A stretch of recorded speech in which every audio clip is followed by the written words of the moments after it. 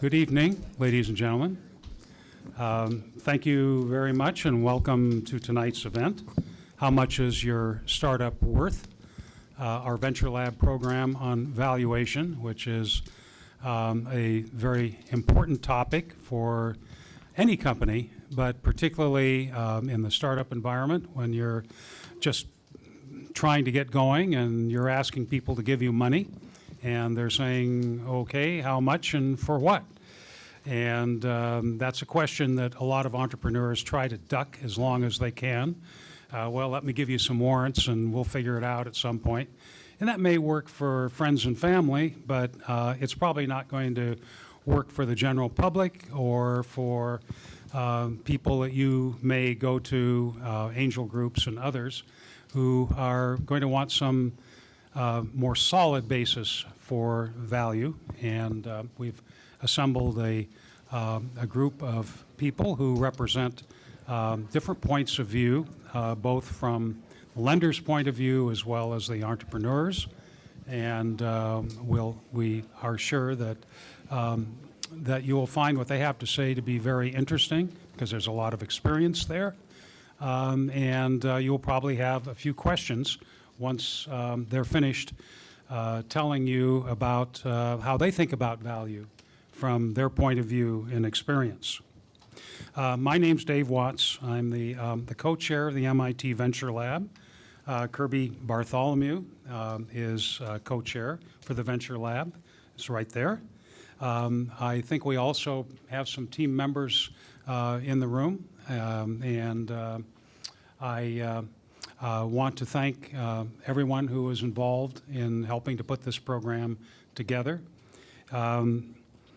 Let's see. I think we have the names of the people who are on the team included in the program handout.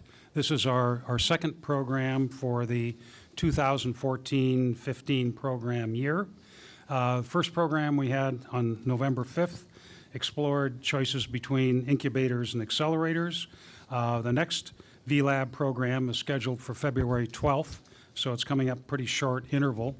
It will be a repeat with a twist or two of our very popular past program on how to get noticed, subtext when you have little or no money. We also have an MIT Enterprise Forum dinner program coming up at the Washington State Convention Center on, I believe it's February 25th, dealing with biotech collaborations to attack disease and develop diagnostic tools and treatment. And this is an emerging hot topic in the biotech field. So I'm sure that'll be very interesting, and more information on these programs can be found on the MITWA, mitwa.org website. So please check that out if you would like to know more about those programs. I also should inform you that we are under video surveillance. The cameras are in the back there. Our programs are recorded by Puget Sound Video and may be accessed on the mitwa.org site, usually within a couple of weeks following the event. So you can see it again at your leisure, or let others know who you think might be interested in this topic, and they'll have an opportunity to hear that or see it firsthand or secondhand. I'd like to kick things off by asking a couple of easy questions, which I usually do to help our panelists level set and know a little more about the audience. First of all, how many of you are here for the first time, if I may ask? I'd say maybe roughly half the audience. That seems to be about the norm. We hope, of course, this is the first of many, and that we are presenting topics that are of interest to you. How many of you are entrepreneurs or thinking about becoming an entrepreneur? Great. Well, then you've definitely come to the right place. How many are in the business of supporting entrepreneurs by providing services? Thank you. And for the folks who are here for the first time, I'll just give you a very quick intro to the Venture Lab. The MIT Enterprise Forum is a global organization dedicated to innovation and innovators. The Enterprise Forum produces programs and events about technology innovation and entrepreneurship for a community of 50,000 plus thought leaders through a network of 28 worldwide chapters. The Venture Lab's specific mission is helping entrepreneurs to succeed by providing education and information around the nuts and bolts of building a successful enterprise. Our goal is to help you learn how to plan, fund, grow, and operate a profitable company through case studies, examples, hearing from those who've been there, done that, and are probably still at it. If you're interested in volunteering to help MIT Enterprise Forum with either the dinner program or the Venture Lab, please talk to anybody wearing a badge with a purple ribbon on it, and we'll get you set up with our volunteer committee. And a quick word on behalf of our sponsors who are included in the program. Without you, none of this would be possible. Thank you, sponsors. And with that, I think it's time to turn the program over to tonight's program moderator, Troy Hartzell, Managing Partner for Evolution Capital Advisors and a well-known figure in the Seattle startup scene, both as an entrepreneur and provider of capital advice. I'm going to let him introduce our panelists and the format for tonight's program. Thank you. Great. Thanks, Dave. Well, welcome. Appreciate everybody coming out and making it through all the rough traffic. Just to give you a little context of my background, I've been doing early stage technology finance now for about 15 years. Pretty much most of my career has been here in the Northwest. Today, I've got my own business. It's a broker-dealer here in town called Evolution Capital Advisors. And we're focused exclusively on working with young entrepreneurial stage businesses. So it's a niche that we've created, and we provide investment banking capabilities for companies that are sort of below the $10 million threshold, but most of our clients are below the $1 million threshold, so typically fairly young companies, but working with those companies to raise their first institutional rounds of financing or help them navigate through exits. So valuation is a topic that comes up every single day for me, and so hopefully I can not only guide the conversation, but maybe give you a little bit of a context around some of the topic that we're covering tonight. So tonight is really set up to explore valuation from a few different lenses. So we've got a great panel that's set up tonight that I think you've got sort of parts investment banker, you have entrepreneur, you have equity, you've got debt. So you've got sort of all of the prerequisite lenses in terms of different perspectives on how people are approaching valuation. And I think we're going to run it basically in this format. One is we're going to tackle just trying to help you understand how the investor looks at valuation from those different perspectives, really trying to tackle things around approach, philosophy, how it differs from one category of investor to the other category of investor, how they ultimately arrive at that price. And again, it's for you to sort of understand your customers. So you as entrepreneurs, as you're approaching these folks or dealing with these folks, just to get a better perspective in terms of how they're sort of coming to their conclusions. And then we thought we'd take it from the entrepreneur's perspective, look at just talk about approach. Like, where do you start? What tactics do you take? How do you start the negotiation? How do you start that dialogue? What methods and tools are available to you to better prepare yourself for that conversation? And then lastly, we thought we'd just talk about real world experiences. And there's been enough arrows probably collectively taken up here from the team to sort of just provide some perspective in terms of deals that have gone right and deals that have gone wrong as it relates to valuation, and really giving you some context for understanding that there are a variety of ways that you can approach financing your business. They may not require you pricing it, but they'll definitely involve you understanding the value that each person and each party is trying to get to. So talk a little bit about that. And then the other piece is that valuation is only one element in any deal. And it's not the only value driver. And so just being cognizant of that as you sort of go through these discussions and understanding that there's a variety of other terms where investors can recapture value, and just being sort of cognizant and aware of that. So anyway, so I thought we'd take a few minutes briefly, maybe a minute or two each, just to introduce the panel, let them give a little bit of background, help you maybe talk a little bit about your current role in terms of what you're doing and where your focus is at, if that sounds good. Let's start with you, Brent. Hi, I'm Brent Barton. I'm on the entrepreneurial side. Spent a lot of time doing software, big companies, Intel way back when. Ended up going into a consultancy and working as a consultant. And the reason I did was because I wanted to be closer to the money. I wanted to prove that I could feel every mistake, and suddenly I could. And as a result, I started getting into a much broader set of companies, and that gave me a unique insight, I think. Back in 2009, decided that it was time to go build a product, and so launched our own first startup with a single co-founder, and it was a wild ride.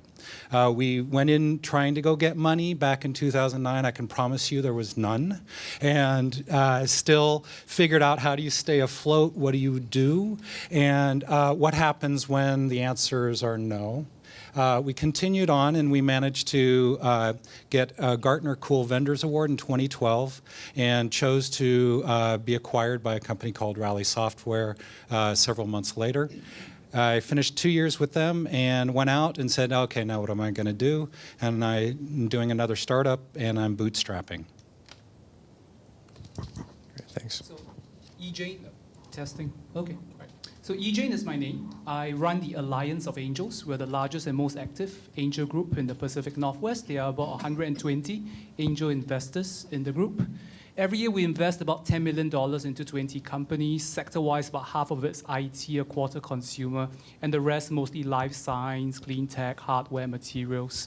Stage-wise, we typically invest when the company at least has a prototype and some external validation of market demand. Revenue is not required, but we generally don't invest in PowerPoint companies where it's just slides and people, and really smart people. So, and in terms of the location of our investments, we focus on the Pacific Northwest. Most angels invest locally, and majority of our portfolio companies are right here in Seattle. All right. Thanks. Brandon Harper, I'm excuse me, Director of Business Development at Lighter Capital, and we really find ourselves as the alternative to VC and bank. So we kind of position ourselves as seeing revenue in SaaS and high growth, high margin online companies as the backable asset. So we're a non-dilutive solution to entrepreneurs.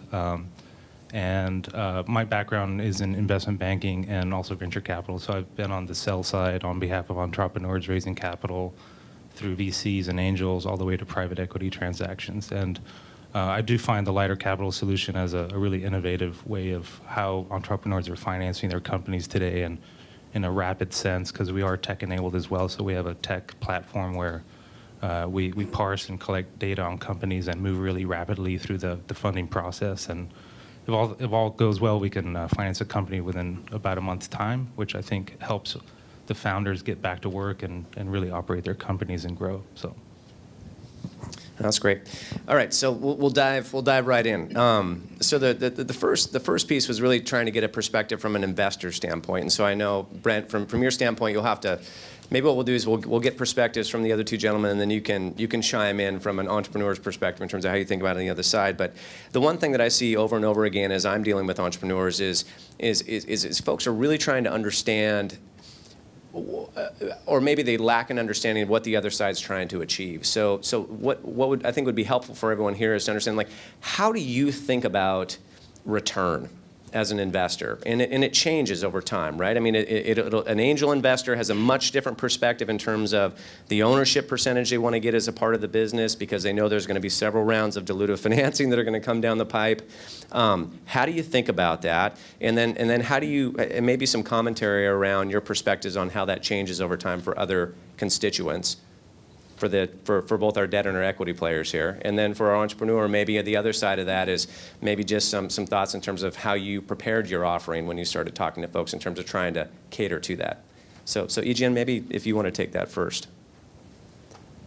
So in terms of returns, to start with your first question, most angel investors, not just those in my group, but most angel investors are generally looking to 10x their money in a 3 to 5 year time frame. So that's the kind of return that folks are typically looking for.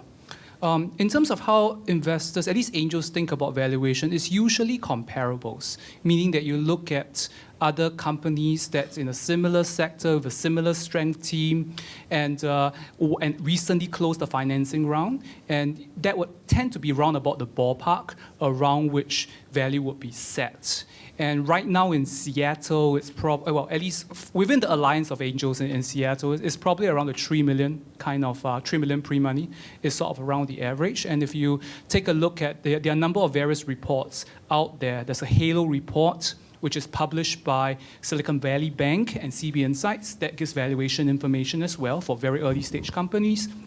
And you can also look at AngelList. So you can go to angel.co/Seattle, and it gives you some number. So that gives you a rough sense of where valuations are at this time.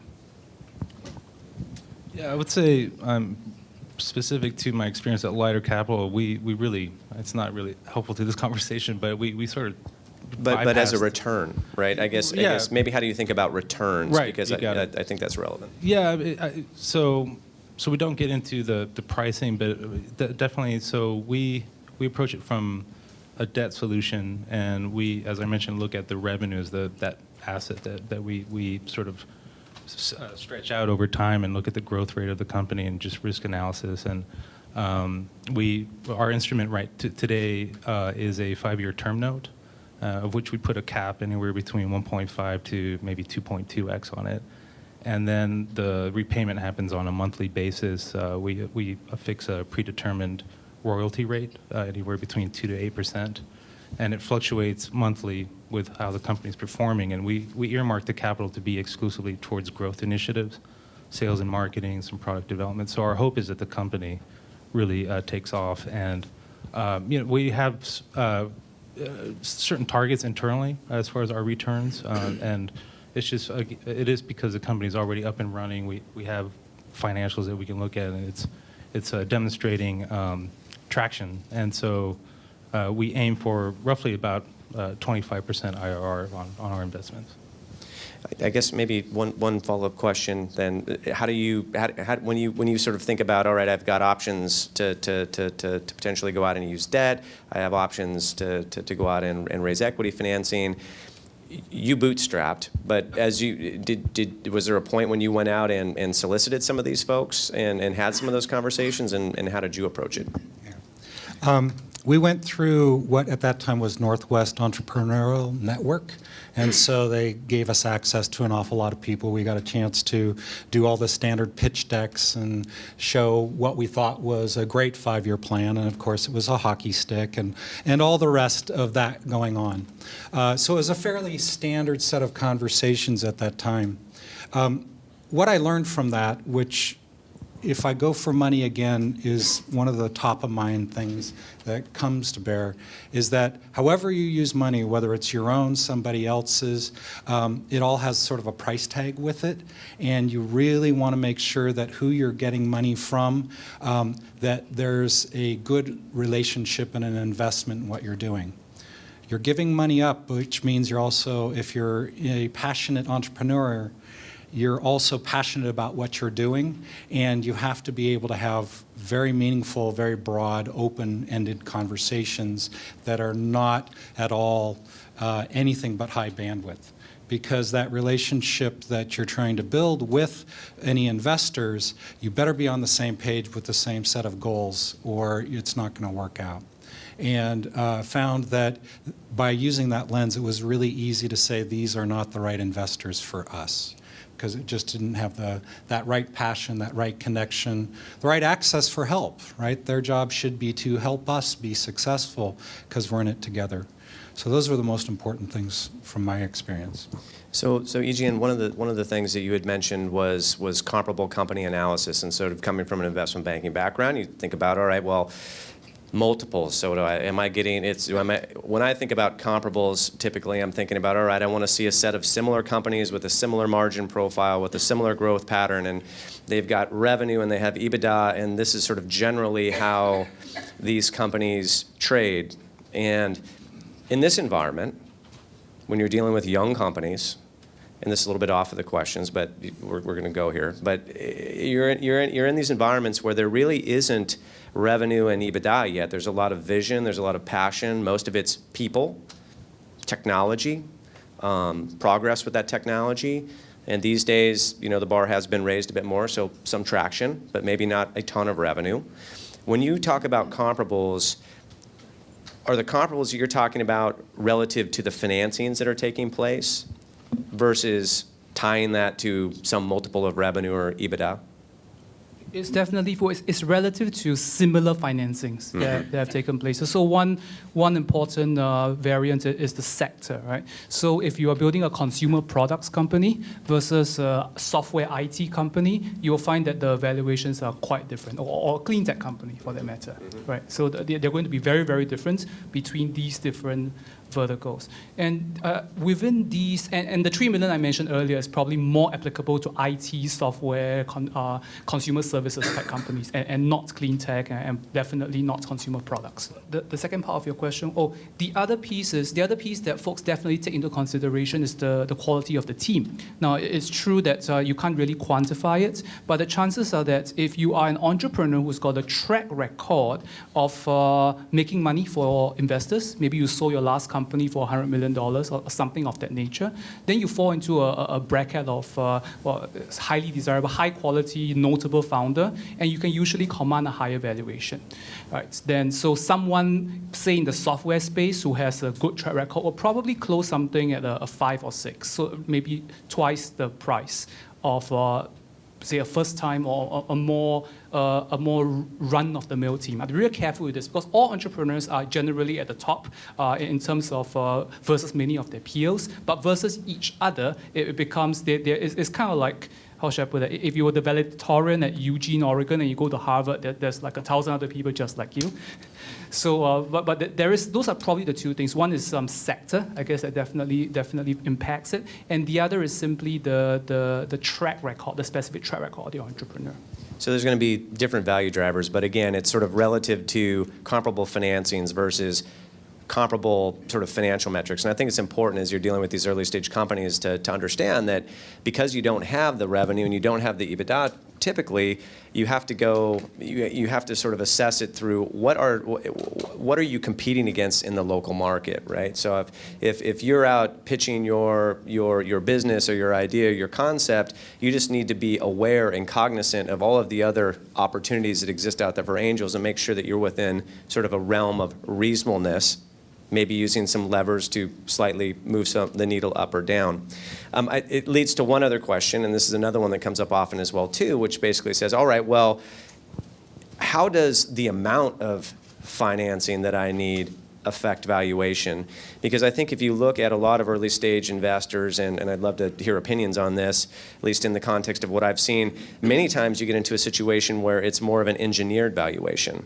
And it's where the investor's trying to understand, ultimately trying to look into the crystal ball and understand what the dilution is going to do over time and how the value is going to increase over time to understand what that exit opportunity looks like, and maybe targeting an ownership percentage as a part of that. And it can get complicated, but if a company is looking at giving up somewhere between 20 to 40% of their company in a round of financing, obviously they'd rather give up 20% of their company and take $5 million of financing versus give up 30 or 20% of their company and take $1 million worth of financing. So do you have thoughts on that? Anyone on the panel? Just how, I guess, sorry to quantify that, just how the amount of capital that someone's trying to raise impacts the overall valuation. So Troy, actually, so what you just talked through is probably the easiest way for an entrepreneur who's never raised money before and hasn't encountered the valuation thing before. It's probably the easiest way for them to come up with at least a range of valuations, right? Because so in most cases at the angel round, you would probably sell somewhere in the range of maybe 15% or 35%. I know you said 20 to 40, but somewhere in that ballpark, right?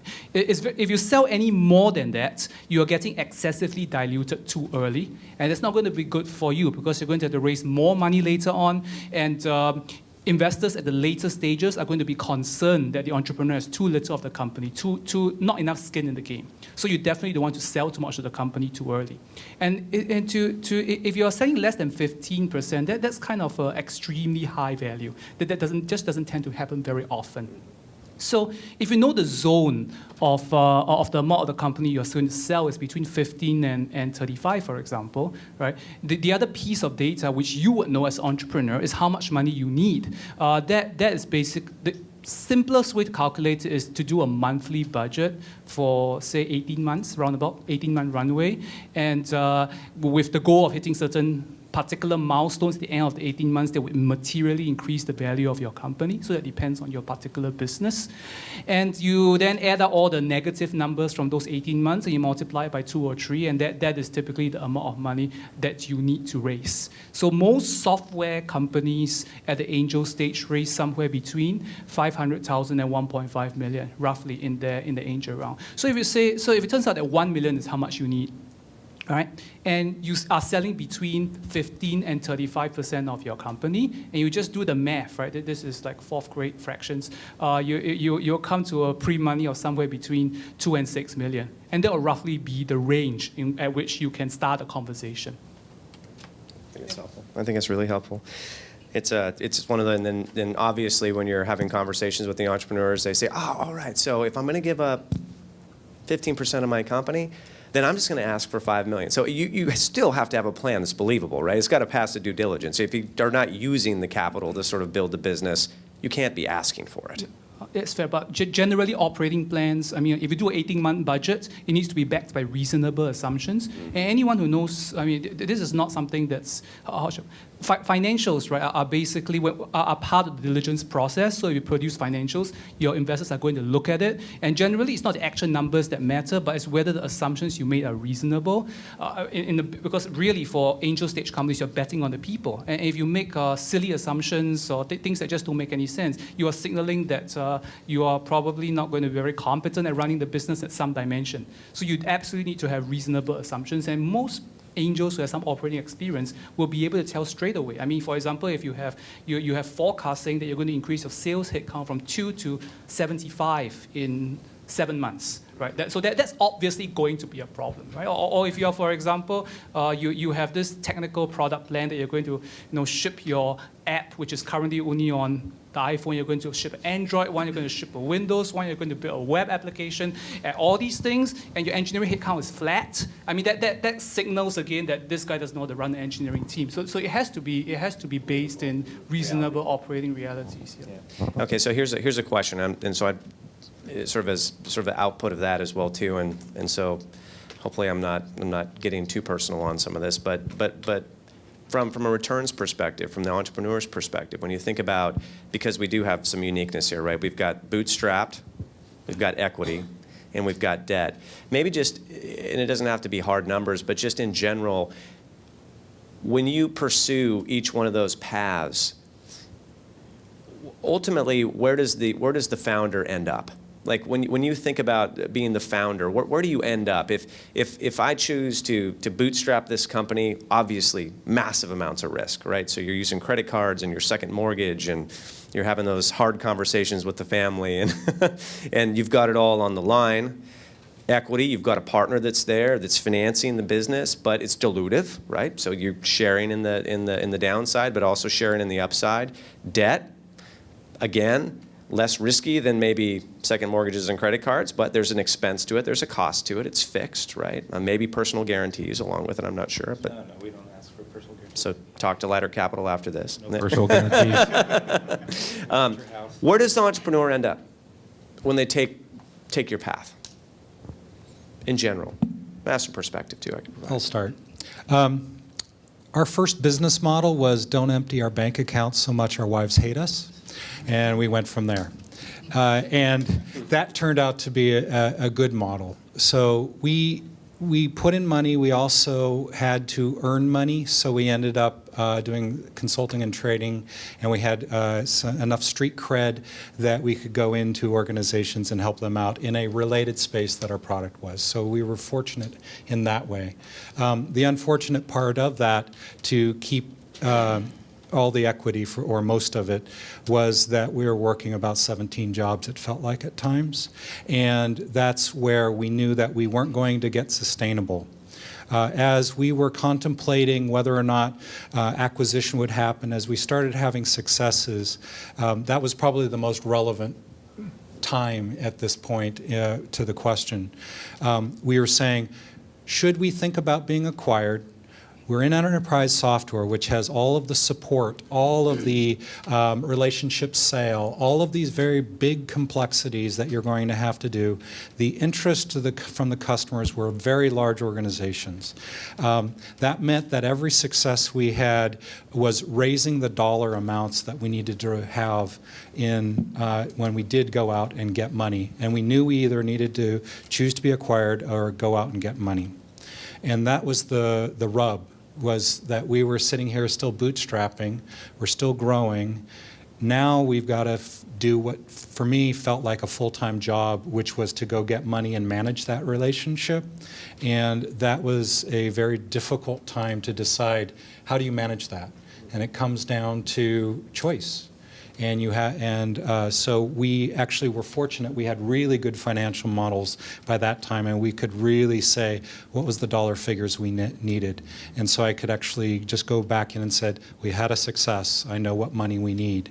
And so that was kind of the... And ultimately ended up in a position where when the exit happened, it was just you and your partners that were participating. Yeah, we had about 97%. We had a few percent. Sure. That other people had little tiny pieces, but it was very small. And then at that point, then we'll continue the line, but at that point then trying to do sort of the comparative analysis, sort of saying, all right, if I get acquired today at X valuation, assuming you're having discussions with folks and they're giving you sort of a range, Yes. you can do that math and sort of understand what that means to you today. Yes. And then project out, if I had to go out and raise additional capital and I had to give away 15, 30% of my business, what does that number have to be now for me to achieve the same result, right? And trying to do sort of that, create those brackets so that you understand and sort of the alternatives analysis in terms of whether you want to really step up to the plate and take a swing. Absolutely. Those were some heady months. We had to do a lot of soul searching, and it's not just about money. It's about life. It's about balance. It's about an awful lot of things, and risk, of course. You have two different types of risk that you're considering, and so we had to look hard at every aspect of the business and say, what's this right choice? And so we spent a lot of nights and weekends just going over that and over that and over that, and calls in my bed, my wife kicking me out of bed because I'm talking with my co-founder at 2 in the morning and things like that to try to figure out what was the right answer. And there is no perfectly right answer. You have to go with your gut at some point, get every fact on the table, and make a call. And for a traditional technology, IT-related business, and I apologize if we're focused on that. And in the Q&A, we can have discussions maybe around things that may be less technical and maybe more consumer products. We can definitely go on. We'll just sort of go on this vein. But in a traditional IT or technology business, someone who takes the growth route, takes the equity route, where does and again, where does the founder sort of end up at exit? Sort of what sort of percentage do you think they own in the business? The rule of thumb is that the founding team, so there could be more than one founder, Sure. but the whole founding team owns 20% of the company at the point of exit, right? So that the key thing to understand about equity financing is that it's very rarely just one round, right? Sometimes it is if you get lucky, but often you have to raise again and again. And so you have to realize that as the founding team, you're going to get diluted multiple times. And the math, especially when you have many rounds going on, can be quite complicated. There is actually a free website called ownyourventure.com. So it's OWNYOURVENTURE, ownyourventure.com. And you can use that to kind of model what happens as you raise successive amounts of equity capital and changes, modest increases in valuation. So that gives you a sense for whether or not you're on the right track. And again, this goes back to why in your first round of angel financing that you really shouldn't be selling more than 35% of your company, because then you're going to get overly diluted much too early. And I guess the rule of thumb is always to ensure that the rate that the valuation is going up is greater than the amount of dilution that you're taking. And as long as those two things are happening, you're in good shape. Now, and maybe from a debt standpoint, talk about how what we just talked about here in terms of someone has taken some equity, but maybe they want to use debt as a follow-on or as a supplement to doing equity. How does that impact the entrepreneur? So as it relates to equity, we find there, I'll call it two categories of entrepreneurs that come through. So one are companies that perhaps already have some equity participation, or they're on track they just have that, I guess we'll call it look and feel of what VCs will fund down the line. And they use us as a non-dilutive instrument to hit certain benchmarks that will drive their valuation higher when it comes time for their A round, B round. And the conversation is just a little bit more sophisticated at that point, where they have real metrics in the company. And they use us as a real great solution for that. That's a good 12, 18 months down the road before they go out. And we've had a lot of success with that with some of our companies. And then we've found, on the second category, we found a really great sweet spot with these companies that, for one reason or another, their likelihood of raising traditional VCs, fair, not great, but they're just great companies. And they'll hover around, say, a $20, $30 million revenue figure. It's not necessarily a lifestyle business. They work really hard. They have great tech. A lot of them are like app exchange companies at Salesforce. And so we are their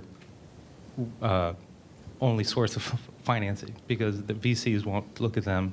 Banks won't look at them because they look at their balance sheets and they have no hard assets.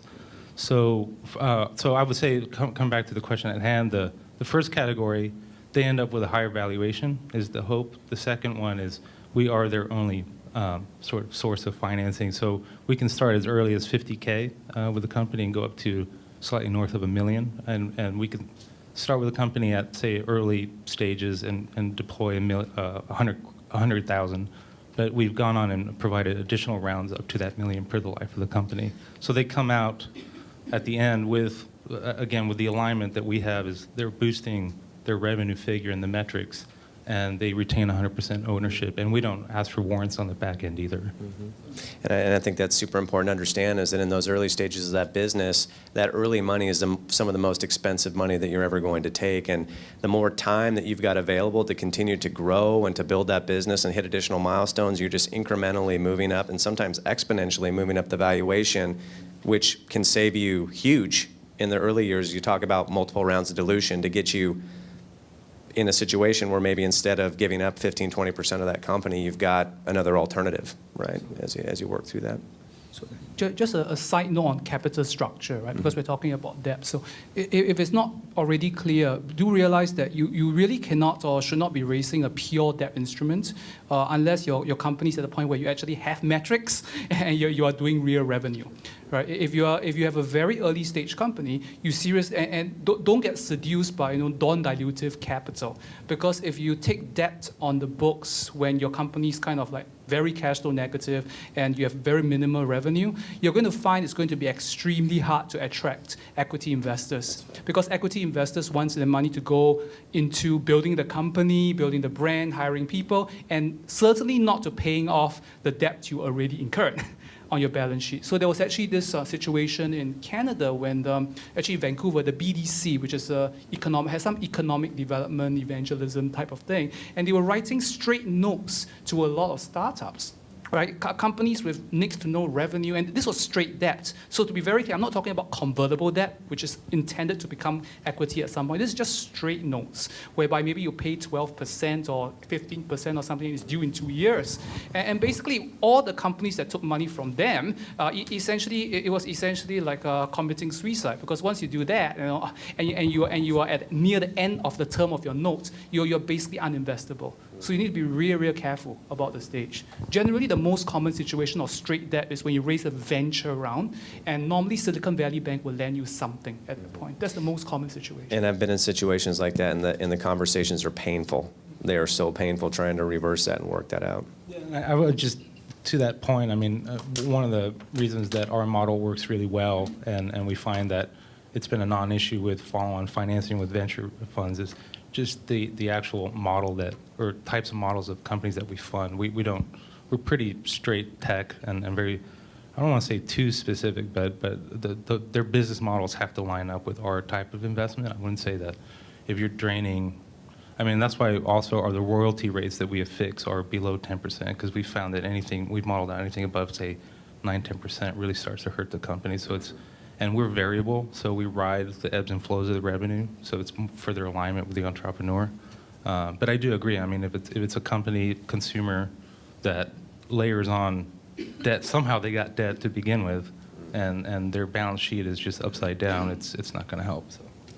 And well, this discussion around sort of when you take capital and being able to preserve some of that equity through some alternative instruments is interesting, and maybe for the audience, it would be important. Maybe you could speak a little bit to what are the key value drivers, right? When you sort of think about value in a company at an early stage, we talked a little bit about this, right? The team. If you've performed before and you've got a great track record and you've created a lot of value, you're going to be able to sort of move that. How do you get from the 2 to the 6, right? We sort of talked about this range. So, what are the metrics that you could be focused on that are going to help get you closer to the 6? In terms of that valuation? And I just open it up to any of the panelists. Well, then it's probably going to be traction. That's the main thing. There's a very big difference between a company that's pre-product, a company that's actually shipped something, but there's minimal users, and a company that's shipped something and there's quite a lot of users and encouraging data, and a company that's actually starting to generate a bit of revenue. So that tends to impact the gradation of where you are between the bracket you described, the 2 to 6. Mm-hmm. So traction is probably the other key thing. Maybe business model as well too. That's sort of the type of business that you were talking about. So if you're in a hardware business, for example, where maybe you've got really skinny gross profit margins, versus a very high margin business or business model, for example, if you've got sort of a recurring revenue business model versus another business model where it's not prepaid and it's sort of net 90 and it's you got to keep going out and slaying the beast every day to sort of make those new sales. Are those things important to you as well as you think about the overall valuation? I think it's certainly they do have impact. So sector, I think I already mentioned what sector you're in results in materially different valuations. A clean tech company and an IT company and a consumer products company, completely different in terms of how you look at it. So definitely yes. Business model. I guess if you are building a cash flow business or a business that's purpose is to generate cash flow to support the founder's family, then that kind of business, usually, for example, it's often a consulting services business or some kind, or maybe something like a restaurant or a laundromat. There's nothing wrong with these businesses. That's the majority of small businesses in America. But those are simply companies that angels don't invest in, period. Right? And within those, they are investable, where generally what you're looking at is a very strong team going after a very large market opportunity. It's scalable. I'm not sure that the specifics of the business model are really going to play a big factor. They generally, I mean, it's part of the conversation and part of the evaluation of the overall business, but it's not something that I would say in a negotiation discussion, you're not going to say, hey, I'm a kind of a SaaS company versus say, all those freemium mobile app things, so therefore I have a higher or lower. I haven't encountered that line of reasoning. Okay, that's great. Let's shift a little bit here from the entrepreneur's perspective. So you're getting ready to go to market. You need $500,000 to go out and take what you have been working on, that's your baby, to sort of take it to the next level. You've thought about the investors and how you want to approach that. You've had some discussions with folks. You sat down, you had some coffee. They're interested. They said, well, okay, $500,000, so what are you asking? So how does an entrepreneur prepare for that question? You know, we've talked a lot about sort of the value drivers for the investor. We've talked a lot about the things that are important. We've talked about ranges and how to think about ranges, but how do you tactically prepare for that conversation, and how do you start that discussion? How do you create that bracket? I'm just going to use the 2 to 6 because we were talking about that. You know, how do you create that window, and ultimately, how much wiggle room is there in it, right? How do you start that conversation and prepare for that conversation? I need to reframe that question just a little bit, Okay. because my story is probably most relevant when we sat down to discuss acquisition and what was that price tag. And it started way lower than I wanted. And so countered 20x what the original ask was. And and here's why. One is we knew it was below what they were willing to buy, and we needed to know why they were coming up with the dollar figures that they were. Was it just hopes that we would take it? We didn't know. And so we had to start from this very wide range. And we were worried at first by going that high that they would just walk, because we didn't want to just say no. We would have just said no. And we wanted to have the conversation. And we knew that it would be somewhere in the middle. And so we started higher than we knew we could live with. And by that point, we had to say, what can we take? And that started the negotiation. Okay, but then how did you defend it? So you came in Yeah. 20x higher. 20x higher. And so they're like, all right, the bid ask is way too far apart. So how Yeah. did you come up with that number? What was the answer? So we spent some time reevaluating what we thought our future opportunity was, and so we had projections. We'd worked very hard to have really clean financials, and we'd already given them some initial financial information, and so we went back to re-present some of the financials that we had, which were really clean, and I highly recommend that, by the way, is if you're an entrepreneur and you're thinking about money, that is often left alone to a great disaster. So we had really good financials. We had a decent model. We had good projections. We also had really clean engineering assets. And we reemphasized we have no risk associated with acquiring the technology assets because we don't have any licensing issues. Here's our diligence and all of those things. So we actually had sort of a sheet saying we know what we're doing. We know all of these pieces are part of what you will consider. You're going to consider how we would fit into your organization. Where are our weaknesses? We brought up our weaknesses, which I think was good, because then we were able to say, here's how we think you can leverage with your strengths our weaknesses, which makes a better relationship overall. But there was no real technical analysis in terms of, here's the DCF the discounted cash flow analysis on my model, or here's the 20 other comparable companies that were acquired in the space, or it was more of a discussion just around futures and the value of the technology. I wish we were more sophisticated, That's and a we question. weren't. Yeah. No, I think That's part of what's great about being an entrepreneur is you learn a lot, and often it's right after you need it. Yeah. So that's. hopefully Don't make people are some- making some, or learning some things here today. So. My motto was, don't make so many mistakes you kill yourself. So we didn't, and that probably would have been helpful, but we kept reasserting what the value we had and why, and it opened the conversations. And so as we were negotiating that, and we weren't through complete due diligence, we were at an LOI level, so a letter of intent. That was kind of where we were saying, do we agree on the numbers enough that we're willing to spend the time and money associated with doing due diligence, which is a whole nother exciting thing you get to do when you think about acquisition. So we didn't really have time for a deep dive. So what we knew was what due diligence was going to be. We wanted to kind of give a precursor of what we could contribute to do due diligence, so that it was not a long effort on them.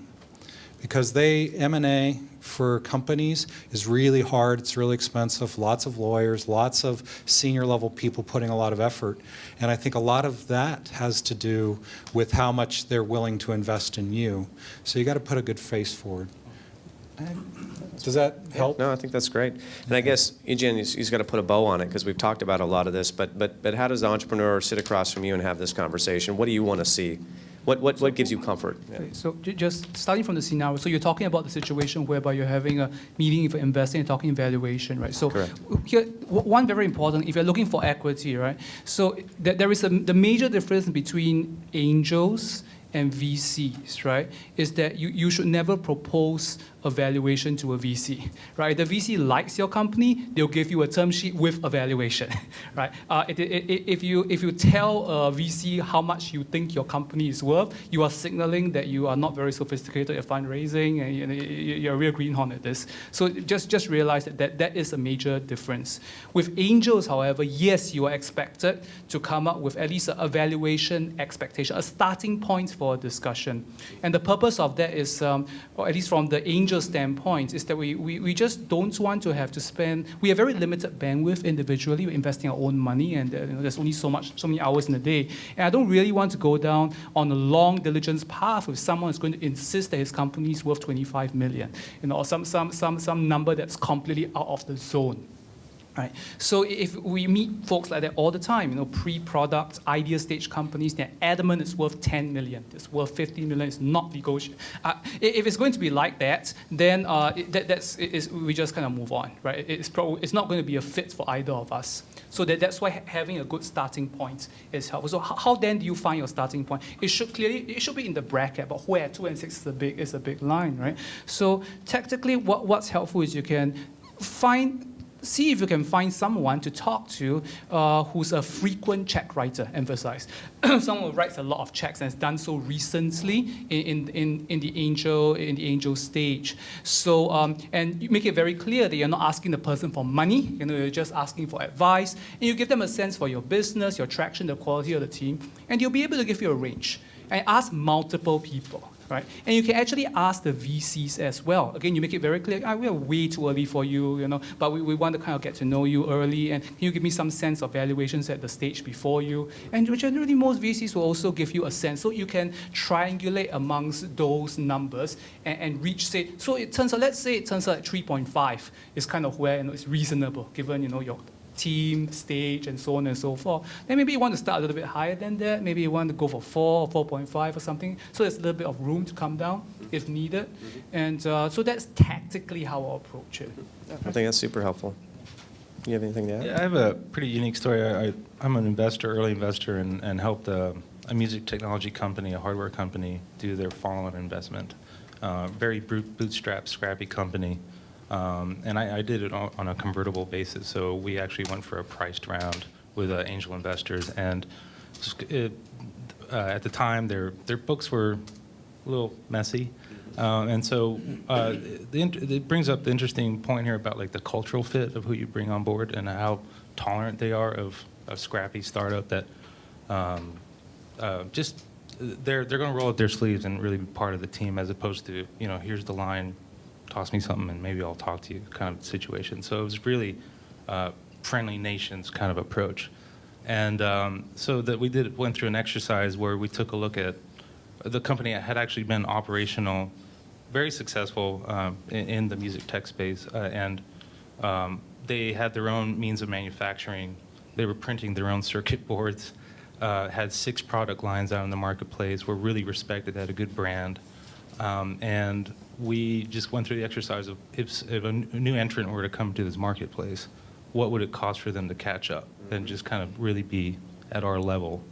And we just did some computation rough computation. And also we got some comparable company information from apparently it's easier to get private company data in Europe because they have to report their financials. So we saw one of their competitors and saw how they were financed and backed into some rough numbers as well. And we were the ones to sort of initiate with two prominent artists in the music space that were really interested. And again, that cultural fit, they understood the product, they understood the market, the sector.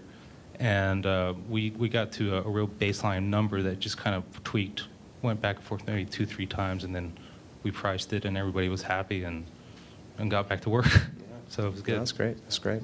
All right, so we've gone for about 45 minutes here. So just a show of hands, I just want to see, because there's a lot of content here we could keep going over, and I think there's a lot of stuff that's valuable, but show of hands, are there some questions that are out there? Just show, if there's some hands, just let me see, if there's enough questions, maybe what we'll do is we'll just move into the Q&A, and we can sort of go through that, answer some direct questions, and we can fill in as we need be.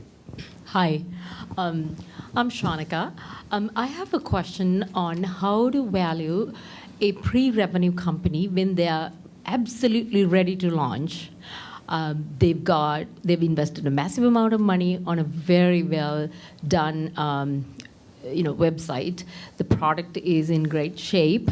But they do need some more money to launch because, as you know, what happens when you launch, right? You need to have resources lined up, and they also need some capital until they launch, say, 200,000 or so. So, if I'm an investor, I can say that you're just valued, pre-revenue. You don't have any money. I think it's not more than 1.5 million. But in fact, earlier investors have put in quite a bit of money at, like, say, 3.5 million. The entrepreneur thinks, like, after the previous round, I put in X much money, and now I'm valued at least 4 or 5. So what are the parameters you would use in coming up with a reasonable valuation for a very well-crafted company but pre-revenue? Anyone want to take that? So I think I already spoke to some of the things. It's basically comes and look at similar companies at a similar stage. That really is it. To the specific situation that you described, where there's already money in, that maybe some folks have invested in a valuation they probably shouldn't have, and it's a down round. Then it's kind of they have to. I mean, the existing investors need to talk to the entrepreneur, have a conversation about if you're going to have to need.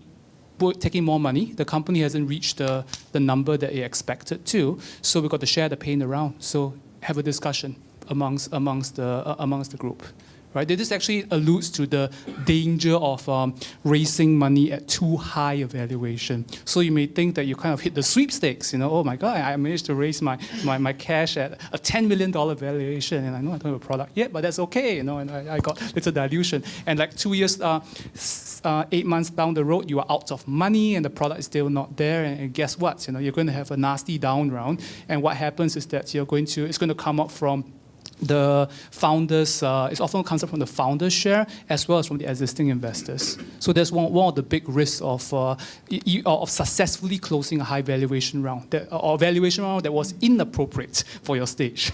And you typically tend to see that really in two different cases. You'll see it one with strategic investors. So if a company takes on strategic money very early on, they've got a different, it's again, understanding your customer, right? When you're out selling this is a strategic investor has a lot of other things that they're going to benefit from as a part of this technology stack that they're bringing in or they're becoming a part of. Maybe there's a commercial arrangement that's a part of it as well too. So they can value things much higher than someone that's just a straight up financial investor. And so a lot of times I'll see situations where you've got someone who's come in and they've worked with a strategic and the valuation is just out of whack. It's just out of whack and it's painful.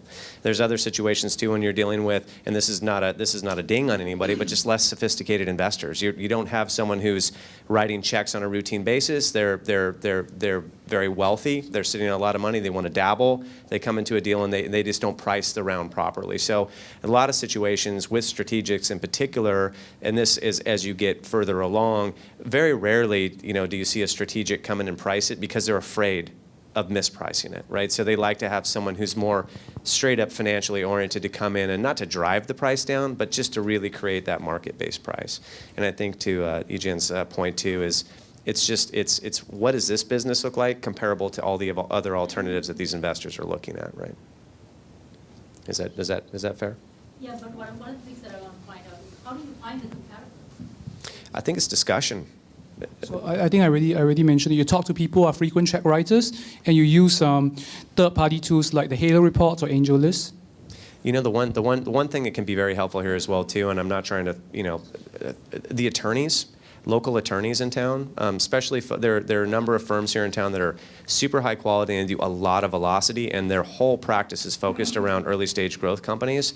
And those folks tend to be, they are the ones that are papering all these deals, and so they see not just one institution, but they see many institutions, and they see a lot of different deals from a lot of different folks. And so if you'd like, I've got some names of some folks that I could give you, you know, that are good folks that you could start building relationships with. I'm not sure I necessarily agree with Troy on that. I think that most attorneys don't write checks, and if you don't write checks, you have a very different attitude to what the numbers are. And in fact, often a lot of the loony valuations that I've encountered have, when asked, entrepreneurs say, well, my lawyer told me my company's worth 10 million. And generally, my response is that if your lawyer thinks it's worth 10 million, have your lawyer invest in the company. And so the only time reasonable valuations actually came from lawyers when the lawyer was actually an investor in the company, right? So I'll be careful about that. Part of it is because many of the law firms, it's true they have a lot of velocity of deal flow, but some of the larger shops, they do aggregate data across the entire practice.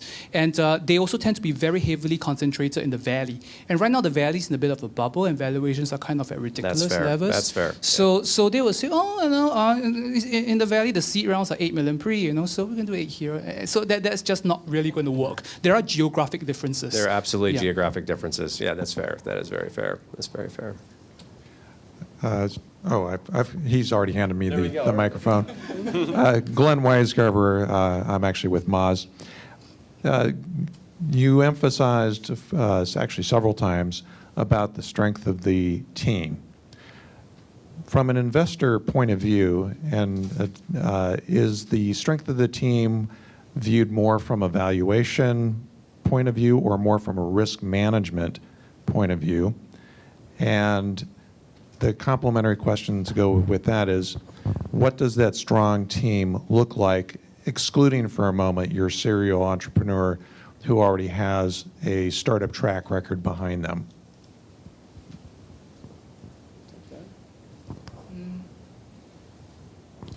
I'm not sure I fully understand the first half of the question about risk management versus valuation. Could you expand on that? I'm not sure I fully got that. So an investor looking at a company to invest in, one of the things they're going to do is they're going to look at the strength of the team.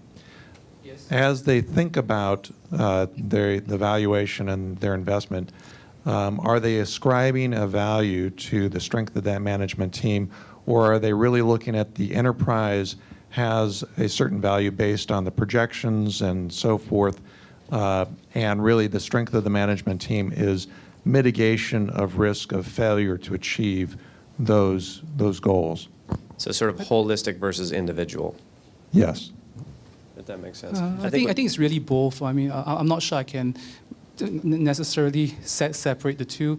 I mean, you obviously want really good people, and good people have a certainly good people can command a higher valuation when they're fundraising, and good people also effectively generally have the experience and flexibility to execute, and have to be able to execute on a plan and change tack when things are not working out, right? In general. So I guess that's the first bit. The second around what are the attributes? It's usually some kind. So if I rank it very qualitatively, this is probably more personal than for the majority of angel investors. If you have if you are a former entrepreneur and you have had a big successful exit, then you're kind of like A+. That's about the best you can get. It's even better if you are also together with a team that's built that. That means your co-founders are the same co-founders that built that last exit, so that there's even less team risk amongst the founding group, right? So that would be the best scenario. The next best would be someone who's founded a company, but it wasn't successful, meaning that either it went out of business or it didn't sell much. So that's kind of the next rank. And then next after that is someone who's actually had some startup experience of some kind. So actually worked there, spent some time. And this can both be working in a high growth startup, and it can also be starting your own business. So folks who have maybe built their own digital media agency, or they have their own product development shop or something of that nature. So they have some hands-on experience of actually running a small business and understanding what the whole thing is really like. That's probably the next. And after that would then come probably the folks who are fresh out of school. These are generally people who are kind of, they don't know what they're getting into, but they also are very coachable and open to advice and not hemmed in by any preconceived ideas of how to do things. And then right at the bottom are if you tell me you worked for the last 25 years at Big Co, right, and your last job was senior vice president, you managed a team of 2,000 people, those are much more risky folks because they often may not, they haven't been close to to what it's like to actually run a startup.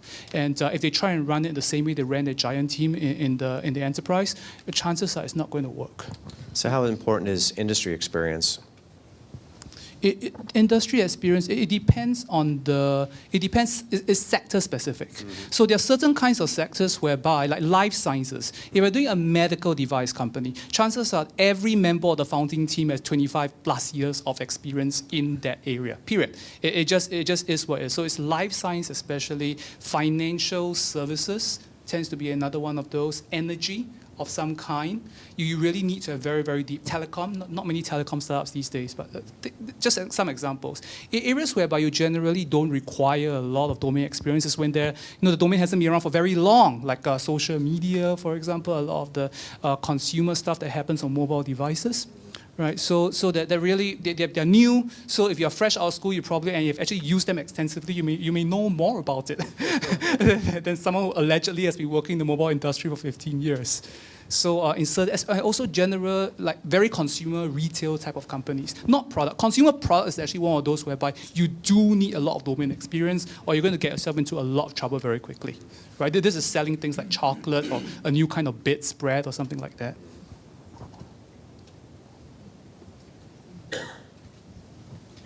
Hi, I'm Paul Garner.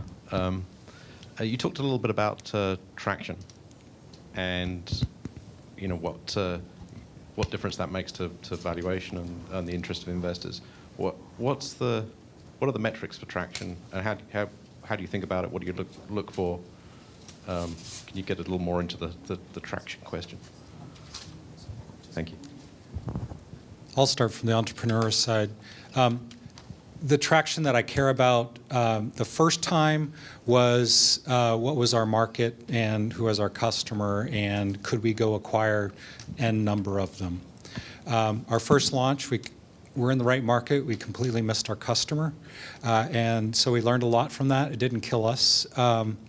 Since then, we started using a lot more lean startup, lean canvas things so that we could track and validate those numbers along with attraction. And I love the balance of product and market that a lean canvas forces you, or business models can't force you to do it. And so we were able to start tracking those numbers a lot better. And that was a specific traction based upon each experiment. So for example, we did one organization and we put up some tests up on the internet. I forget which test site it was, and to see how many people would sign up just to say, here's an idea. It was a single web page. And we actually counted those, and we said, is that enough numbers for us to do it based upon how we reached out? And that was our first metric. And as soon as we said, that's enough to do the next thing, that metric no longer mattered anymore, but it was a traction number. I think KPIs are important, like understanding what's important to your particular business and your industry. And the one thing that I've found over time, and this may not be as true in venture, but I think maybe with Angel is it's a lot more about momentum versus absolute numbers. I think it's being able to show velocity, in those particular KPIs, and they may be different from your business to your business to your business, but it's what's relevant to you, whether it's how many impressions am I driving? How many conversions to registration am I making? How many conversions from registrations to paid? I think it's them just trying to really understand, the investor trying to understand what is it that ultimately makes your model work, and fleshing out as much of the proof of concept in those KPIs so that they feel comfortable with it, and then just seeing some velocity in it. Because growth is such a premium right now. There's a lot of focus on growth. There's something called vanity metrics, and you want to be very careful of those because they make you think you're doing well and you're not. So when it comes to KPIs, I've seen a lot of vanity types of metrics, and those can be deadly. So key performance indicators. Yeah. Hi, Jonathan Chang from Purple Wall. I'm an entrepreneur looking to raise some funds right now. My question revolves around something you guys touched upon a little bit, convertible note. SAFE is a convertible note that's been really popular recently. My question is it an urban myth that one of the benefits of a convertible note is that you don't have to set valuations right now, and that's something you can just keep kicking along until the next round? Oh,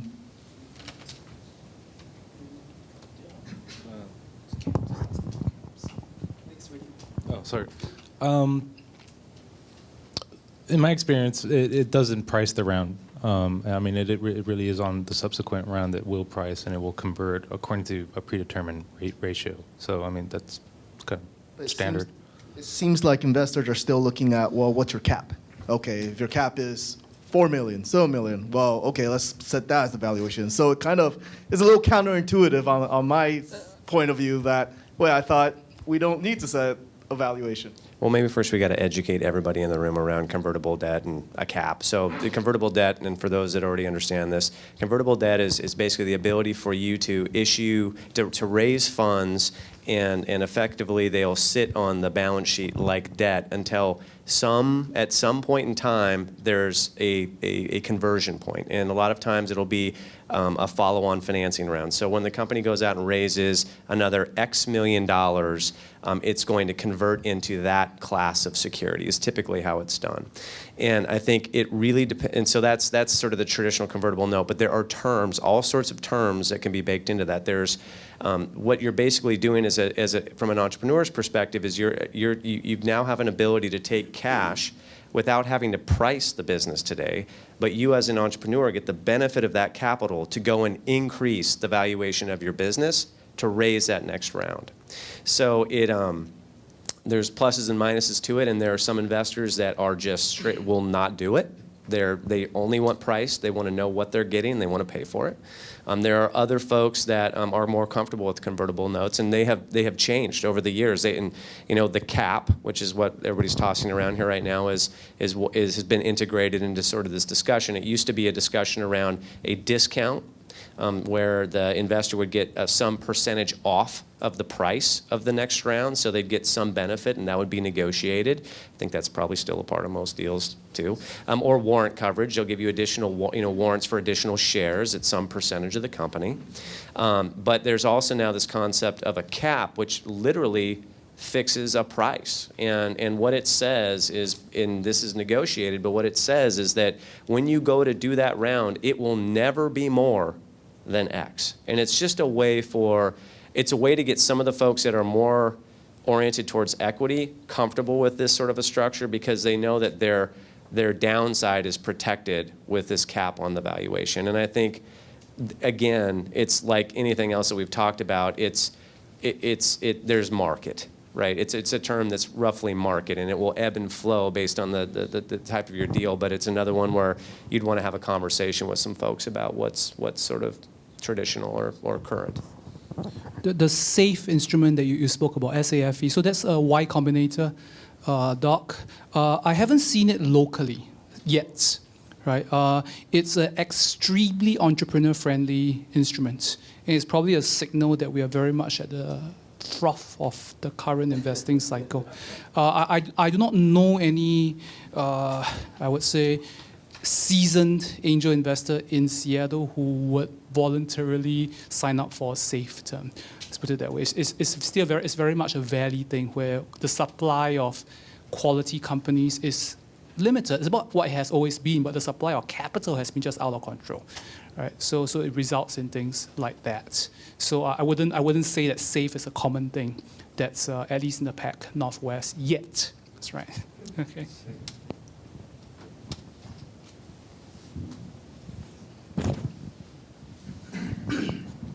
Hi, Greg Hastings. I wanted to hear your differentiation about clean tech and whether you also segment that to domestic U.S. where there may be incentives and export. So it's a question for me specifically? You were the one that had the clean tech bucket, Yes. if you will. Okay. And I think Troy probably knows much more about clean tech than I Don't throw do. me into this now. No, yeah. Oh, it's Kurt that does. I'm sorry. Yeah. I'm sorry. So We have a clean tech practice, but yes, my but partner it's his runs that partner. I practice. apologize. So your question is how we define a clean tech company? Well, Or- the topic is valuations, and so if you have apparatus or machinery or chemistry or something physical, that's different than something that's software, web app enabled. So it has a different categorization. Yes. And you were very successful at differentiating life science and energy, that'll have their own characteristics. So the question is what the valuation ranges are in clean tech? Well, we're talking about trying to empower our audience to wrap their mind around how they might approach that. So I have a pretty simplistic answer to it, and I think, and I won't give you a specific multiple, but what I will tell you is that maybe I'll start from the top of the stack in terms of institutional investors. They are thematic, all right, and most investors tend to thematic. They're investing in themes, right? And so you'll see a lot of these folks focused on, they're trying to see what's next, what's ahead. And they tend to, work together. You've got, you got Seattle, you've got Portland, you've got Silicon Valley, you've got sort of the guys down in the Santa Monica area, New York, Boston. There's clusters, and they all tend to work together. In the private equity community, venture industry is a small industry, and everyone's looking for the next big thing. They're talking to all the same IT buyers. They're looking at all the same economic indicators, and they're all trying to make moves. So it's very thematic in terms of how they invest. Clean tech has fallen out of favor. There was a period of time where clean tech was hot. We raised capital for pre-revenue companies based on intellectual property, and great promising technology, but honestly, it was a very frothy market. In this environment, that deal would not have gotten done, and so I think you need to be cognizant of, again, the sector that you're participating in, and understanding on a relative basis what the appetite is for that particular technology, and you need to factor that in to how you're thinking about the value of the business. Because in a super hot market, when your space is at the top of the stack and that's what everyone's focused on, you can command a premium in the marketplace. But if you're in an environment, in an industry that is contrarian, and it requires somebody to bet against what everybody else believes in, you typically will take a bit of a discount, in those particular situations. And I'm in the business of sales, on the investment side of sales, and no vanity KPIs, mind you, but you're in the business of making sure that entrepreneurs are being thoughtful about the positioning of their business. And you can talk about your business in a lot of different ways. And at the end of the day, there's fundamental technology, or there's a fundamental value prop that you're bringing to market, and you're never going to shift that. You're never going to alter that.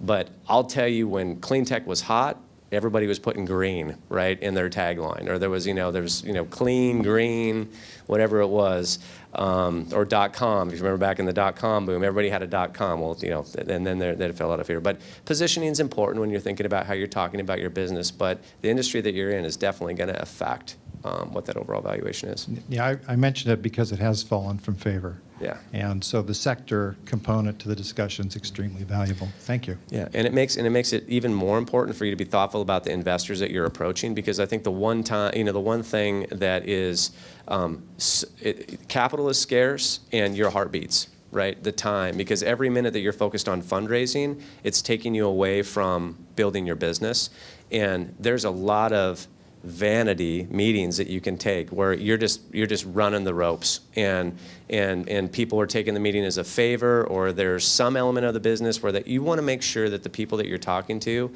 it's stage appropriate, it's sector appropriate, and especially if you're in a sector that may not be, you know, the hottest thing in the marketplace, you want to make sure that the investor that you're talking to has got is relevant, that they have expertise and can be thoughtful about your business.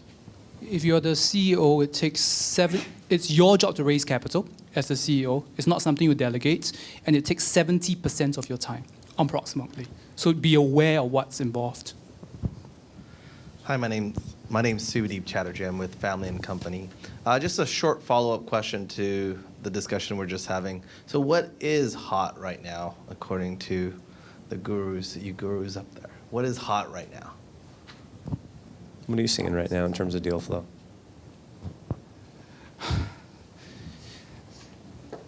I didn't think So it was a tough question. there's a lot It's of a talk lot. about wearables and Internet of Things. There's a lot of talk around Bitcoin on the financial services side. There's a lot of talk about ephemeral, I can never say that word, those messages that disappear, consumer messaging, sending messages that vanish, or different permutations on things like that. There's definitely more activity in security. And there's also, we're still at the tail end of the whole big data craze. And I mean, to Troy's point, right? It's like fashion. You know? Every few years, there's going to be something that's hot and sexy. Marketplaces. And from a investors, actually the other thing is the on-demand economy, which is all these Uber clones. Every year there's usually something that's in fashion, and tactically, if you are an entrepreneur raising money, it is to your advantage to try and align yourself to that trend as closely as possible when you are developing pitch materials for investors. Very clear. It shouldn't impact the business you're trying to build, but in how you position it. Just like a few years ago, every company was a cloud company, and not every other company is a big data company. I mean, come on, right? And they mention it somewhere in the pitch, you know, even though it's a hardware and they make garbage recyclers. It's a big data company, so somehow have it in there. So that's one point. The other thing is that it's very, very dangerous to start a company when you're brainstorming by thinking about, oh, it's real hot. This wearable Google Glass thing is real hot right now. So I'm going to start I'm going to start a drone company because it's real hot right now. If you have that kind of approach to find, then you're going to find that you're going to start it when it's at its zenith, and after a while it falls out of favor. And we talk about clean tech being one of the sectors. I remember back in 2005 there was something called widgets, which was going to be like the next big thing on the internet, and so on and so forth. So you're going to find that your team may be out of fashion, and then you're going to be shut out of future capital. So it's really, really dangerous to build a company based on sexy teams. You should build a real business that you are passionate about solving a real problem. And when it comes to tactically pitching it, align it to the current trend. But don't build a company based on sexy trends. Because we laugh about it, but it is true that it impacts how people look at it. So I didn't quite get a clear answer. So I understand the current trends, IoT and all this stuff. I just got back from CES. Fine, and cloud and big data. But what are you seeing past that is, I guess, what are you seeing something that we haven't read about or we haven't seen? Do you see a small trend, like where something that's completely innovative and new that we haven't read in the broad media that we could pick up tomorrow and read about cloud and big data? And are you seeing something very innovative coming up? I'm not sure that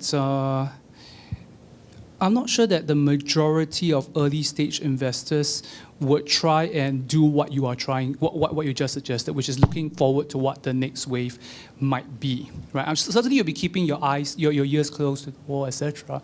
But you find that simply being a fast follower often is sufficient because the way exits happen. So as an investor, you make money when you sell the company, right?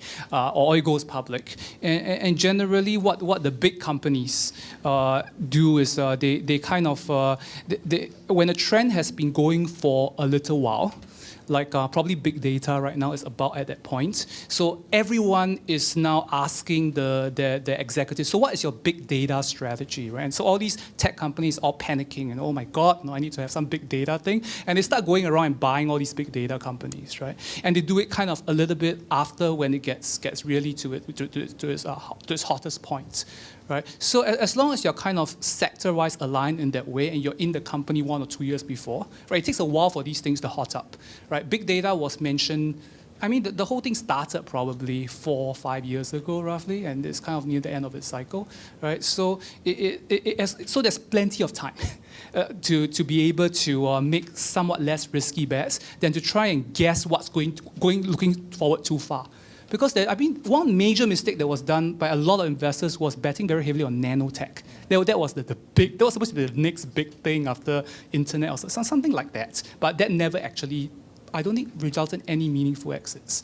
So it can be dangerous. So it's much less risky to kind of like be a fast follower and be kind of on the edge rather than try and go too far ahead. Does that make sense? Yes, absolutely. Thank you. Quick question over here. What, if we could switch gears for just a quick bit, what kind of advice would you give the academic entrepreneur or the scientist or highly technical professional who's got, it could be a doctor who's on staff at some medical school, has come up with a breakthrough involving heart attacks or heart transplants or what have you, but it's potentially revolutionary application, may or may not have intellectual property protection of some sort in place, but certainly would be advised to. But where on its face, there's a tremendous opportunity, but all of the ingredients are not quite there. How do you advise them on the issue of valuation at the earliest stage?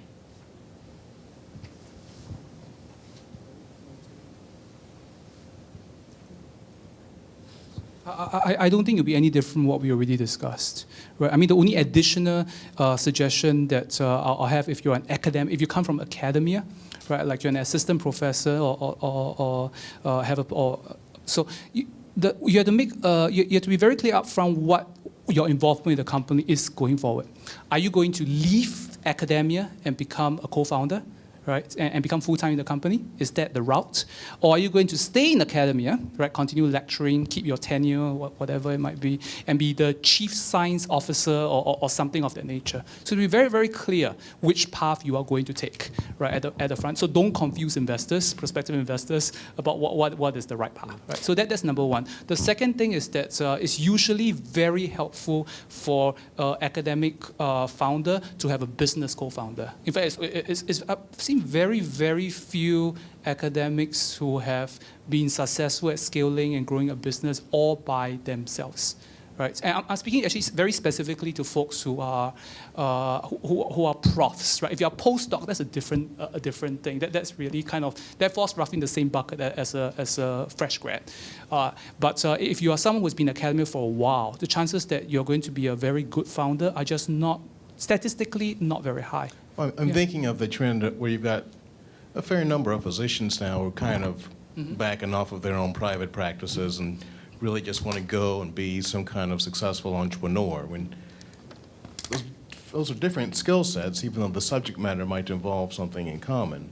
How do you help them wrestle with the issue of values? I guess it sounds like really the message is you go out and recruit some physicians veteran also, CEO or someone else who's got some business savvy. Yeah, physicians generally, having a business co-founder would be very, very helpful.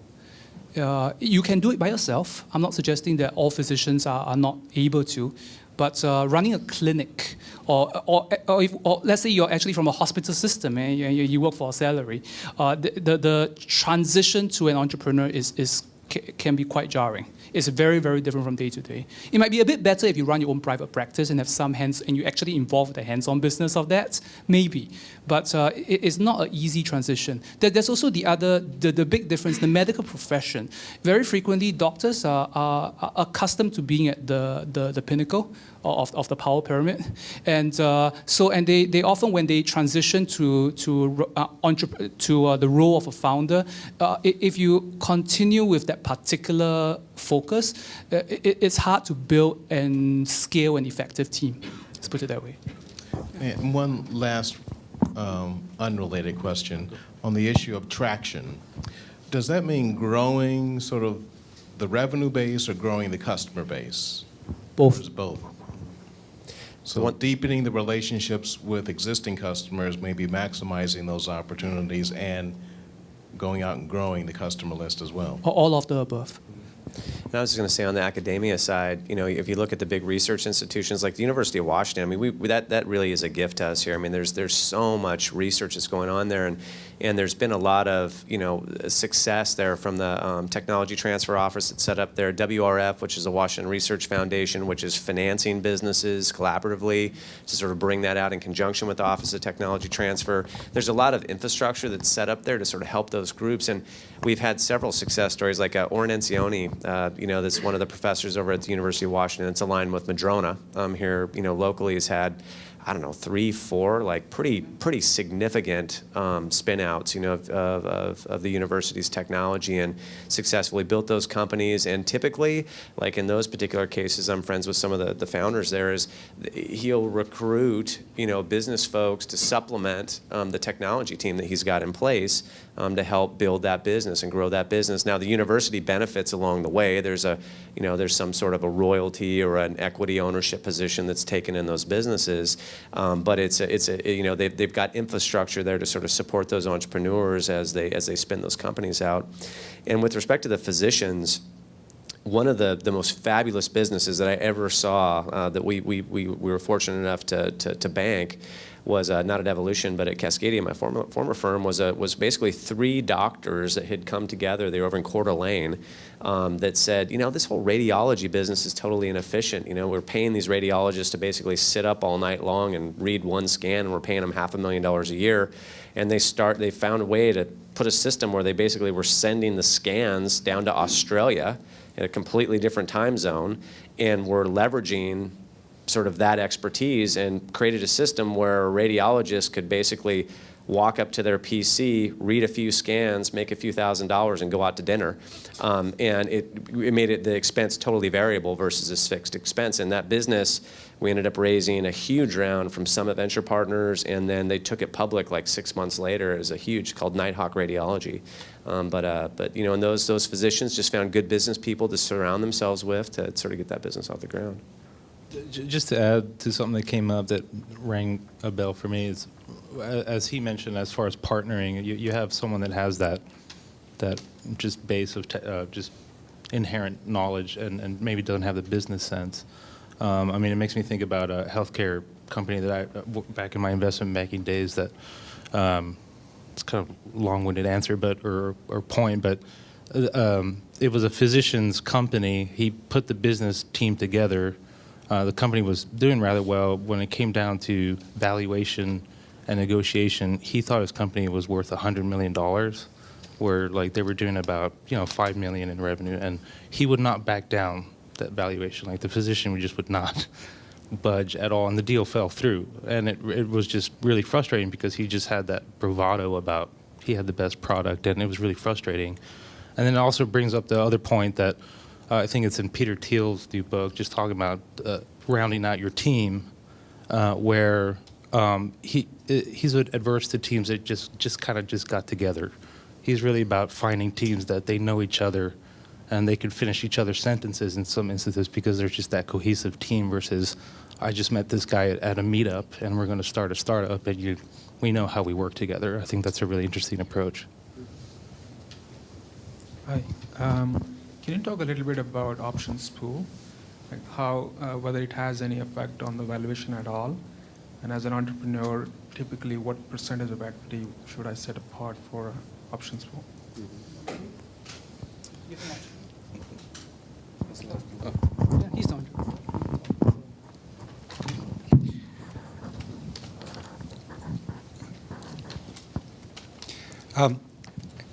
Actually, we didn't do any options.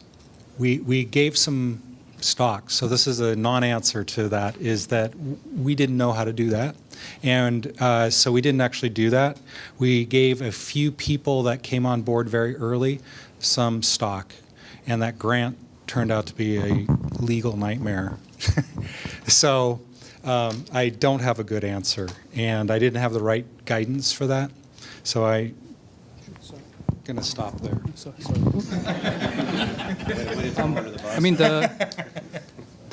so generally for the first round of capital, so to make it very, very simple, usually you have a 20% option pool, roughly. It can be a bit bigger, a bit smaller. And it comes out from the founder stock, not from the shareholders part of it, not from the new investors part of it. And that's Does that make sense? unallocated, ungranted shares. Yes. So an Yeah. open pool that would be there to help you recruit your team. So would investors always ask? Yeah. Can speak louder. No, it's not. They're recording, right? Or they can't hear you.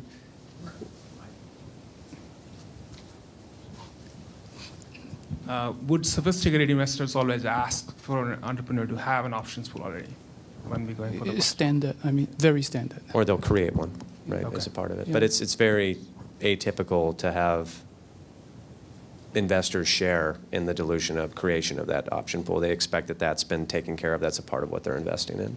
Got it. Okay, thanks.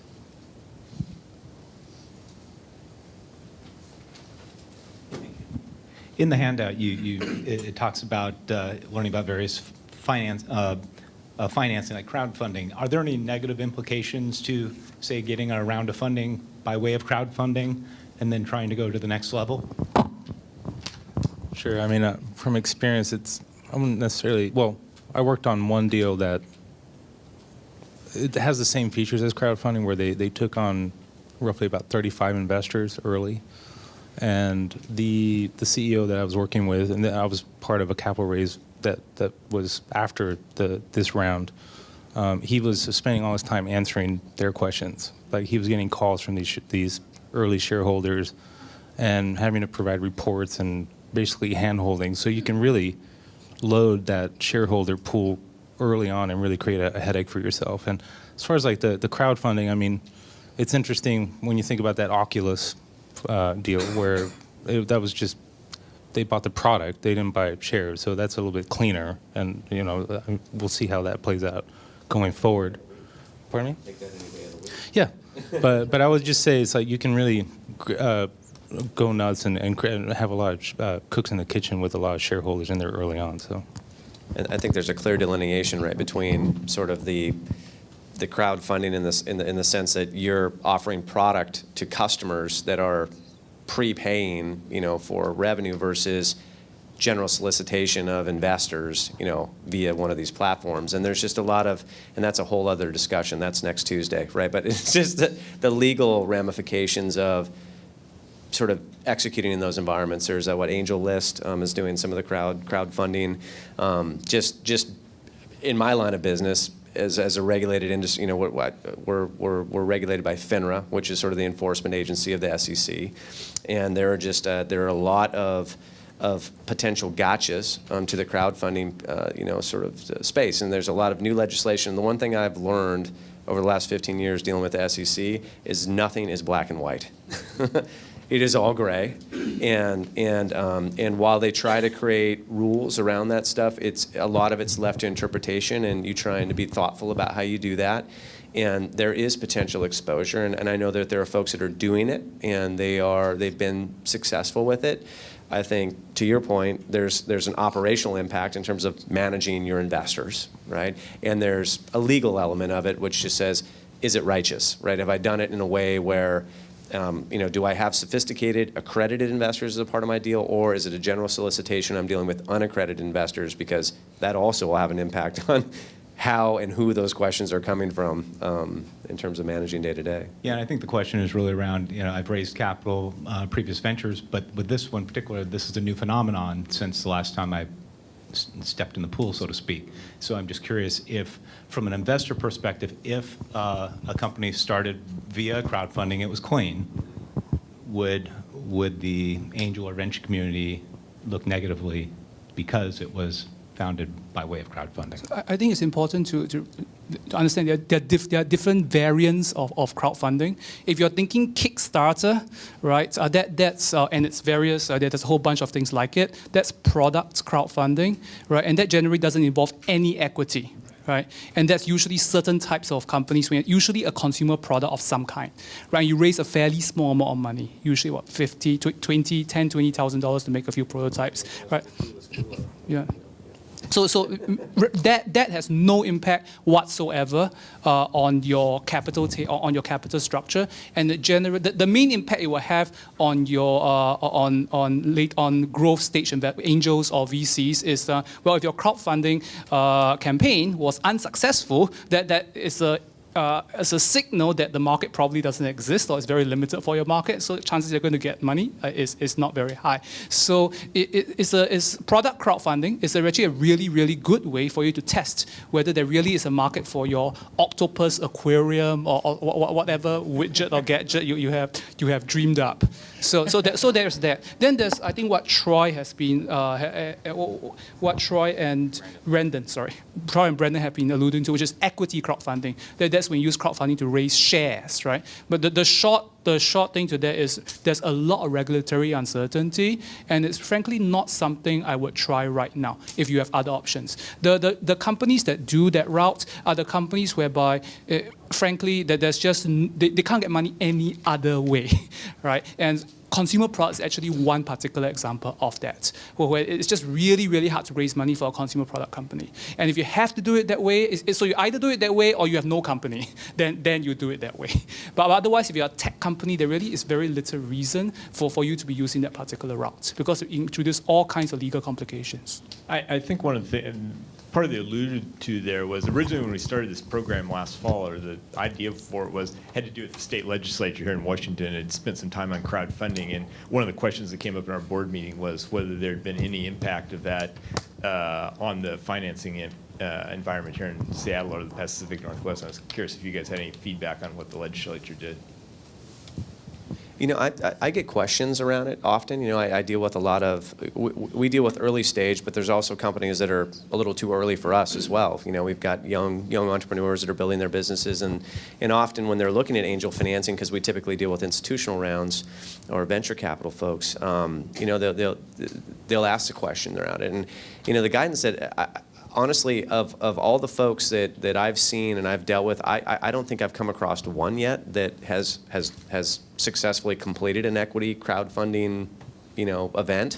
There's been a lot of discussion around it, and anytime I give the same advice when I'm talking to those entrepreneurs, is that just if there are other methods and mechanisms to raise that capital, it's probably the better alternative. But I don't think I think it potentially could be a game changer, and so as someone who helps place capital, I pay attention to it. But I just think that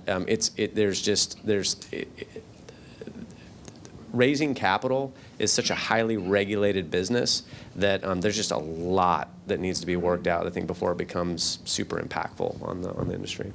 Yeah, I mean, I agree with Troy. I haven't seen many deals. Actually, I haven't seen any deals in town, which doesn't mean there aren't any, but I haven't come across any that actually use equity crowdfunding.